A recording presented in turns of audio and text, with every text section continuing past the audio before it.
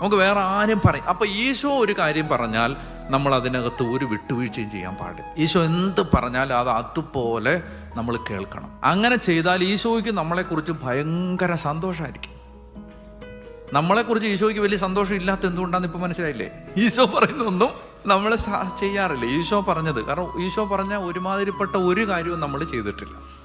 ആകെ ചെയ്തത് മാമോദീസ മുങ്ങി, പിന്നെ കുർബാനയ്ക്ക് പോയി, പിന്നെ അങ്ങനെയൊക്കെയുള്ള 1-2 കുഞ്ഞു കാര്യങ്ങൾ ഒഴിച്ചാൽ കർത്താവ് പറഞ്ഞ ഒന്നും നമ്മൾ 1 മൈൽ ദൂരം പോകാൻ ആവശ്യപ്പെടുന്നവൻ്റെ കൂടെ, ന്യൂജേഴ്സി വരെ പോകാൻ പറയുന്നവൻ്റെ കൂടെ ന്യൂയോർക്ക് വരെ പോവുക, ആരെങ്കിലും പോവുമോ? ഇനി നിന്റെ വസ്തുക്കൾ എടുത്തുകൊണ്ട് പോകുന്നവനോട് തിരികെ ചോദിക്കരുത്, വല്ലവരും ചെയ്തിട്ടുണ്ടോ?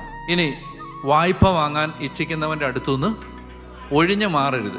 ഇനി അടുത്തത്, നിന്റെ ഉടുപ്പെടുക്കുന്നവന് മേലങ്കി കൂടി കൊടുക്കണം, മൊബൈൽ എടുക്കുന്നവന് ചാർജറും കൂടെ കൊടുക്കണം. വല്ലവരും ചെയ്യുമോ? ഇല്ല.